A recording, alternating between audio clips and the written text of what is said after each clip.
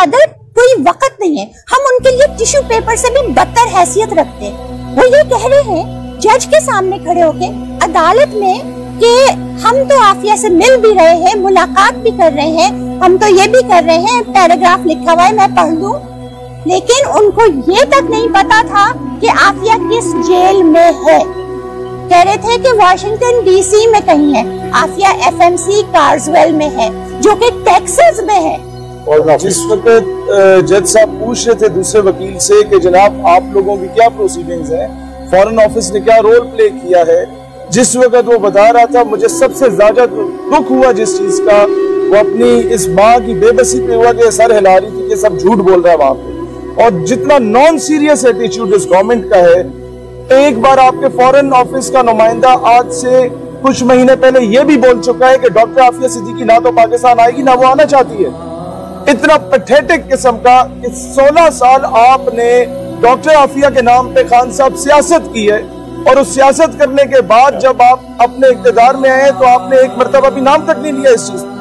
लिहाजा गवर्नमेंट को अपनी जो क्रेडिबिलिटी है उसे प्रूव करने के लिए अभी कोई पॉजिटिव रोल प्ले करना होगा।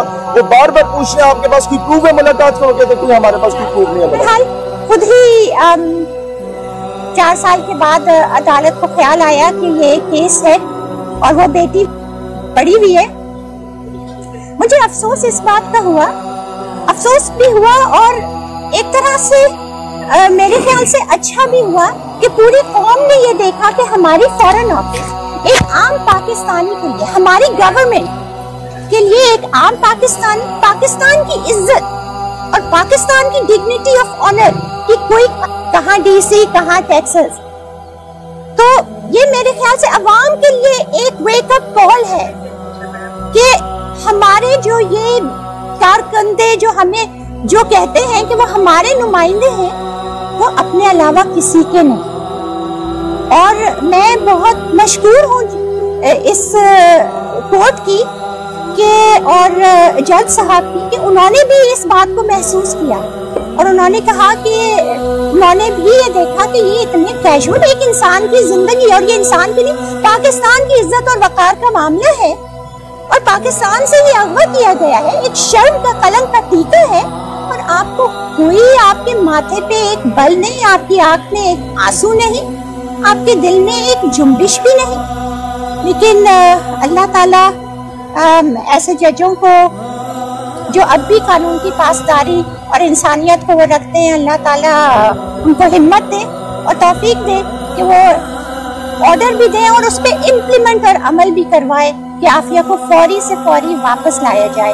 एक दूसरी चीज मैं कहूंगी कि 4 साल हो गए जब पिछली बार यहाँ पे केस लगा था ना, और जज साहब ने जब ऑर्डर दिया था उस वक्त आफिया से बात कराई थी। उसके बाद 4 साल हो गए हमारी आफिया से कोई बात नहीं हुई है, कोई मुलाकात नहीं हुई है,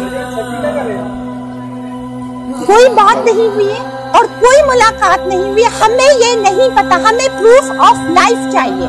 उस जेल में जिसमें आफिया है उसमें कोविड फैला हुआ है, रैम्पेंट है, उसमें 600 प्रिजनर्स ने लॉसूट्स फाइल किए हैं कि इस बुरी हाल से रखा हुआ है, they are treated worse than dogs. लेकिन हमारे जितने फॉरेनर्स थे उस जेल में, हर जेल में उनकी गवर्नमेंट्स ने उनको लेकर उनको क्वारंटीन अपनी एम्बेसीज में किया और आधों ने अपनी एम्बेसी से अपने मुल्क भेज दिया।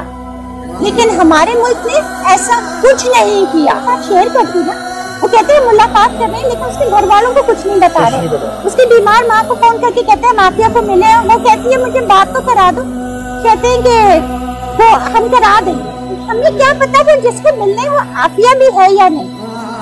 हमारे पास तो वहाँ से लोग आए जो कह रहे हैं कि वो किसी और को सामने रख देते हैं। आफिया के साथ तो उसके दिमाग पे एक्सपेरिमेंट कर रहे हैं। उसका जो इतना ज़हीन दिमाग था वो MK अल्ट्रा होता है, उसके साथ तो ये इस तरह के टॉर्चर कर रहे हैं। हमें यहाँ तक इतलात दी है, लोगों ने बाकायदा पूरा प्रूफ के साथ दिए, लेकिन हम ऐसी चीज वो नहीं कह सकते जब तक हमारी गवर्नमेंट